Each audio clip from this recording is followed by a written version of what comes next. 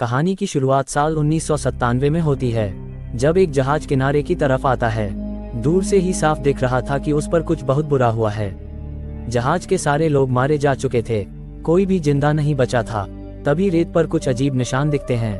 पहले तो वह किसी बड़े जानवर के पंजों जैसे लगते हैं, लेकिन थोड़ी दूर जाने पर वही निशान इंसानी पैरों में बदल जाते हैं। इसे पता चलता है कि कोई रहस्यमय यात्री लंदन में दाखिल हो चुका था। इसके बाद कहानी साल 2000 में पहुंचती है। लंदन के कारफैक्स म्यूजियम में मैथ्यू वैन हेल्सिंग, जो म्यूजियम का मालिक था, एक पुराने हथियार की जांच कर रहा था। उस पर एक लाइन लिखी थी, हर कोई उसे डरता है जो हमेशा की रात की छाया में चलता है। ये सुनकर उसका असिस्टेंट साइमन हंस पड़ा। उसे अपने मालिक की पारिवारिक कहानियां याद आ गई। मैथ्यू का दादा एक डॉक्टर था, उसी के बारे में कहानियां लिखी गई और बाद में ड्रैकुला नाम की किताब में किरदार उसी पर आधारित था। तभी से लोग उसके दादा को वैम्पायर हंटर कहने लगे थे। ऑफिस से बाहर निकलते समय साइमन की मुलाकात सेलेना से हुई, जो मैथ्यू की सेक्रेटरी थी।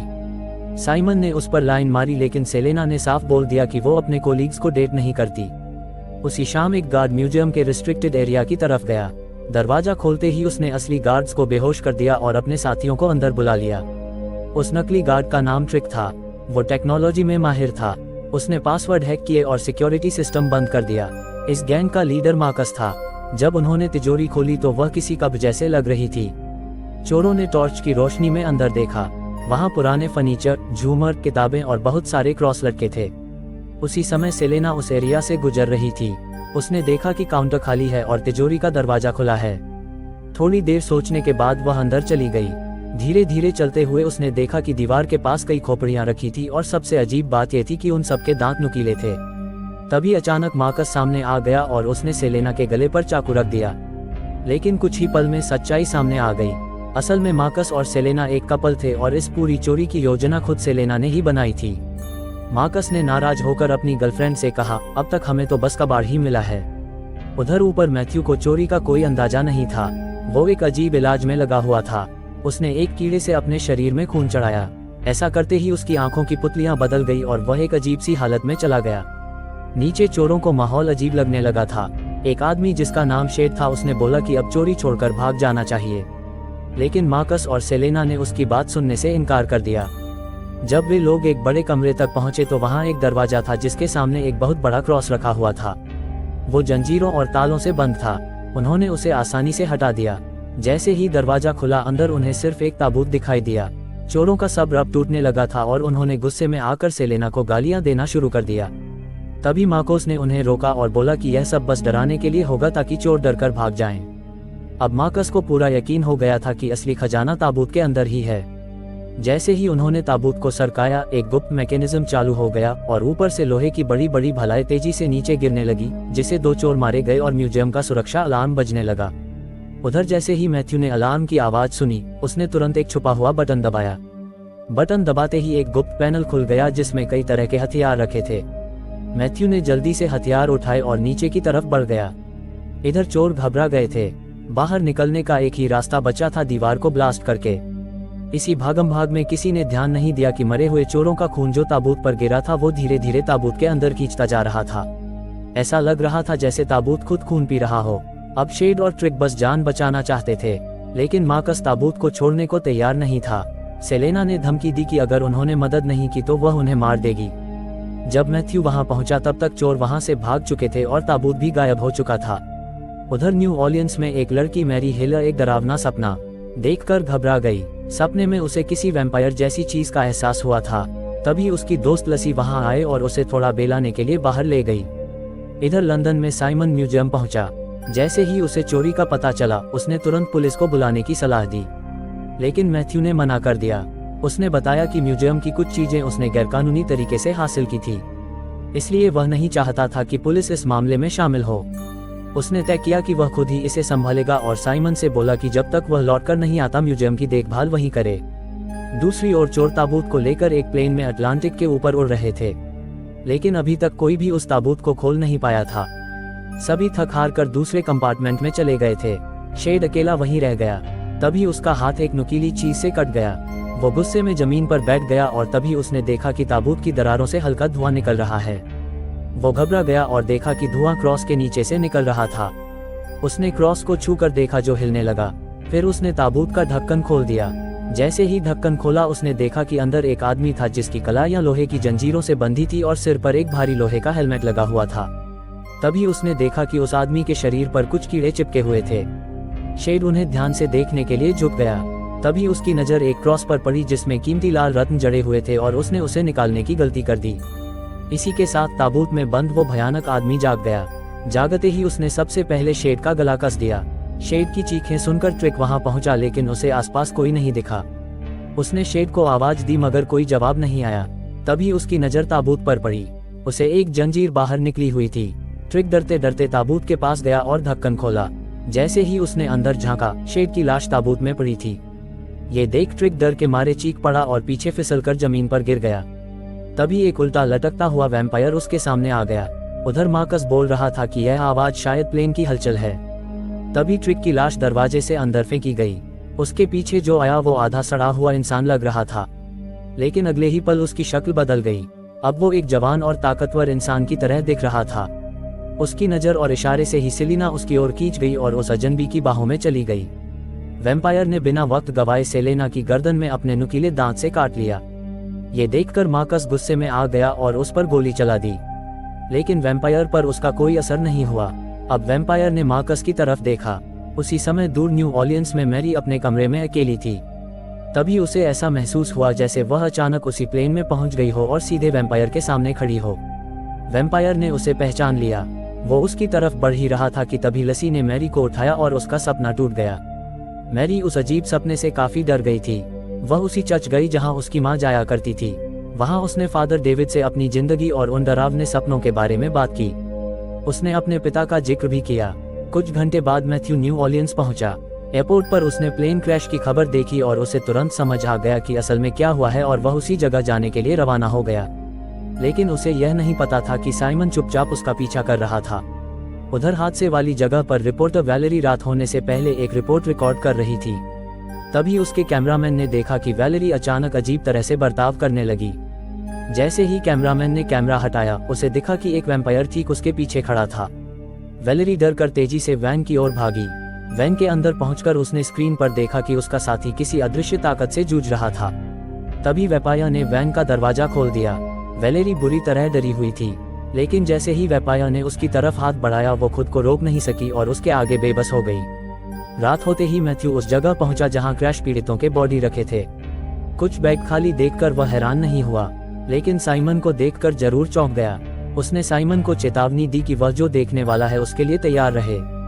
मैथ्यू ने एक बैग खोला और उसमें सेलेना को देखा। वह उस पर हमला करने ही वाला था कि साइमन ने बीच में आकर उसे रोक दिया। तभी अचानक सेलेना जिंदा हो गई और एक तेज असंभव सी छलांग लगाकर दूर जा खड़ी हुई। फिर एक एक करके बाकी चोर भी जिंदा हो गए। ये देखकर मैथ्यू ने साइमन को समझाया कि यह अब इंसान नहीं वैम्पायर बन चुके हैं। उसने साइमन को एक खास क्रॉस दिया जो जरूरत पड़ने पर हथियार की तरह इस्तेमाल किया जा सकता था। कुछ ही पलों में सारे वैम्पायर उन पर टूट पड़े। साइमन और मैथ्यू ने मिलकर सिल्वर बुलेट से उनका सामना किया। जब मार्कस ने साइमन को जमीन पर गिरा दिया, तब साइमन ने उसी क्रॉस का इस्तेमाल कर उसे मार गिराया। इसके बाद दोनों ने एक एक करके सभी वैम्पायर्स को खत्म कर दिया। लेकिन जैसे ही साइमन सेलेना पर आखिरी वार करने वाला था, तभी पुलिस की सायरन गूंज उठी। ये सुनते ही वे दोनों वहां से भाग गए। कार में लौटते वक्त मैथ्यू ने साइमन को सच्चाई बताई। ड्रैकुला कोई कहानी नहीं बल्कि एक हकीकत था, और जो वैन हेल्सिंग उसके दादाजी समझे जा रहे थे वह असल में खुद मैथ्यू ही था जो अब तक जिंदा है। मैथ्यू ने बताया कि 100 साल पहले ड्रैकुला लंदन आया था, तभी से उसने उसे खत्म करने की ठानी थी। लेकिन बाकी वैम्पायरों के उलट ड्रैकुला कभी मरता नहीं था, इसलिए उसे मारना नामुमकिन था। इसी वजह से मैथ्यू ने उसे मारने के बजाय फंसाने का फैसला किया। उसने एक जाल बिछाया, ड्रैकुला को धोखे से बुलाया और चारों तरफ से उसके दिल में कीलें ठोक दी। फिर उसे एक ताबूत में बंद कर हमेशा के लिए दफना दिया। मैथ्यू अपनी जिंदगी को लंबा खींचना चाहता था जब तक कि उसे कोई पक्का इलाज ना मिल जाए। उसने पता लगाया कि अगर वह लीच के जरिए ड्रैकुला के खून का सेवन करे तो वह जिंदा रह सकता है बिना वैम्पायर बने। ये सुनकर साइमन चौंक गया। उसे शक हुआ कि बॉस ने अभी भी सब कुछ नहीं बताया है। उसने पूछा कि मैथ्यू को कैसे पता था कि ड्रैकुला इसी शहर में आएगा। थोड़ी देर चुप रहने के बाद मैथ्यू ने अपना आखिरी राज बताया। मैरी उसकी बेटी थी। उधर मैरी अब भी बुरे सपनों और अजीब विजन से परेशान थी। वो सुकून के लिए चच गई। दूसरी तरफ सेलेना पुलिस स्टेशन में शांति और मासूमियत का नाटक कर रही थी। अफसर और डॉक्टर उसके हुस्न और बातों में ऐसे उलझे थे कि उन्हें पीछे से किसी के आने का एहसास ही नहीं हुआ। कुछ ही देर में वह पूछताछ एक खून भरे भोज में बदल गई। साइमन और मैथ्यू मैरी को ढूंढ रहे थे। उसी वक्त ड्रैकुला को लसी एक दुकान में मिली जहां वो और मैरी काम करती थी। जब ड्रैकुला ने मैरी के बारे में पूछा तो लसी उसे बिना किसी शक के सीधे उसके घर ले गई। लसी ने पूछा, क्या आप कॉफी लेंगे? ड्रैकुला ने मुस्कुरा कर जवाब दिया, मुझे पता है मुझे क्या पीना है। जब वह दोनों मजे कर रहे थे तब मैरी को अपने दोस्त को लेकर कुछ अजीब सा महसूस हुआ। वो लसी को ढूंढने दुकान गई, लेकिन वहां साइमन उसे मिल गया। उसने खुद को उसके पिता का दोस्त बताया, लेकिन मैरी को उस पर भरोसा नहीं हुआ। साइमन उसे सब कुछ समझा ही रहा था कि एक भिखारी उस पर पैसे मांगते हुए हमला कर बैठा। तभी उसे समझ आया कि यह मार्कस है जो बदला लेने आया था। इस बार साइमन तैयार था। उसने लड़ते लड़ते उसका सिर धड़ से अलग कर दिया। उधर मैथ्यू अपनी पुरानी बीवी के घर पहुंचा अपनी बेटी को ढूंढने, लेकिन वहां उसका सामना हुआ ड्रैकुला से। ड्रैकुला ने बोला कि मैरी अब उसकी है। उसके खून में वही ताकत है जो मैथ्यू ने ड्रैकुला से चुराई थी। थोड़ी देर बाद मैरी घर आई। वो लसी के कमरे में गई, लेकिन वहां उसे लसी नहीं बल्कि अपने पिता यानी मैथ्यू की लाश मिली। तभी लसी वहां आई जो अब वैम्पायर बन चुकी थी। उसके साथ सेलेना और वेलेरी भी थी। तीनों ने मिलकर मैरी को डराना शुरू कर दिया। तभी खुद ड्रैकुला भी वहां आ गया। वो मैरी का पीछा करने लगा, कभी इंसानी रूप में तो कभी भेड़िए के रूप में। मैरी जैसे ही घर से बाहर भागी साइमन वहां पहुंच गया। उसने भेड़िए पर सिल्वर बुलेट चलाई, लेकिन भेड़िया धुआं बनकर सैकड़ों चमगादड़ों में बदल गया। फिर दोनों ने रात भर के लिए चर्च में रुकने का फैसला किया। अब मैरी को अपनी सच्चाई पता चल चुकी थी और वह टूट चुकी थी। उसे लगने लगा कि वह जन्म से ही उस राक्षस का हिस्सा है। साइमन ने बोला कि वह उसके पिता का कर्जदार है और किसी भी कीमत पर उसकी रक्षा करेगा। उसने उसे वो खास क्रॉस दिया जो जरूरत पड़ने पर एक हथियार बन सकता था।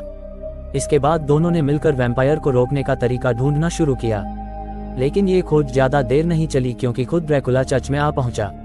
उसे ना चर्च से डर लगता था ना बाइबल से। साइमन ने मैरी से भागने को बोला और खुद ड्रैकुला से भिड़ गया, लेकिन ड्रैकुला अचानक गायब हो गया और मैरी के पीछे निकल पड़ा।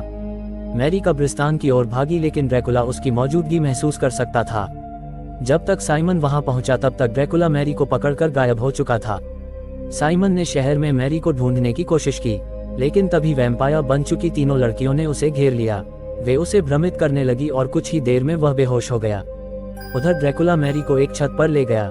तभी उसने मैरी को काटा और उसे अतीत दिखाया। वहां उसने अपना सबसे बड़ा राज बताया। उसका असली नाम जुडास था। ड्रैकुला यानी जुडास वही इंसान था जिसने आखिरी भोज में जीसस को धोखा दिया था। उसकी आत्मा को चांदी के सिक्कों में बेच दिया गया था। उसी धोखे की सजा के तौर पर उसे कभी मरने की इजाजत नहीं मिली और वह एक भटकती आत्मा बन गया। यही कारण था कि चांदी वैम्पायर पर असर करते थे। ड्रैकुला की यह अकेली जिंदगी देखकर मैरी थोड़ी भावुक हो गई। उन्होंने एक दूसरे को किस किया और फिर ड्रैकुला उसे अपने साथियों के पास ले गया। वहां साइमन भी कैद था। ड्रैकुला चाहता था कि मैरी साइमन का सिर काट दे। मैरी ने भी हामी भर दी और उसे मारने के लिए आगे बढ़ी, लेकिन जैसे ही वह वार करने वाली थी उसने अचानक दिशा बदल दी और लसी का सिर धड़ से अलग कर दिया। साइमन ने खुद को छुड़ाया और सेलेना से लड़ाई की और अंत में उसे भी खत्म कर दिया। अब मैरी ड्रैकुला का सामना कर रही थी। ड्रैकुला बोला कि उसे मारना नामुमकिन है, चाहे कोई कुछ भी कर ले वो हमेशा इस दुनिया में लौट आएगा। लेकिन मैरी ने यह बात परखने की ठानी। वो ड्रैकुला को रस्सी से बांधकर छत से कूद गई। उसकी खुद की गिरावट पर असर नहीं हुआ क्योंकि वह आधी इंसान और आधी वैम्पायर थी। गिरने से पहले ड्रैकुला ने उसे माफ किया और बोला कि वो उसे आजाद करता है। उसी पल मैरी दोबारा इंसान बन गई। सूरज निकला और ड्रैकुला आग की लपटों में जल गया। मैरी ने अपने पिता का नाम अपना लिया और कसम खाई कि अब वह ड्रैकुला की राख की निगरानी तब तक करेगी जब तक वह जिंदा है। इसी के साथ यह मूवी यहीं खत्म होती है। अगर आपको यह एक्सप्लेनेशन अच्छा लगा हो तो वीडियो को लाइक करें और कमेंट जरूर करें। ऐसी ही और मजेदार और अनोखी कहानियों के लिए चैनल को सब्सक्राइब करना ना भूलें।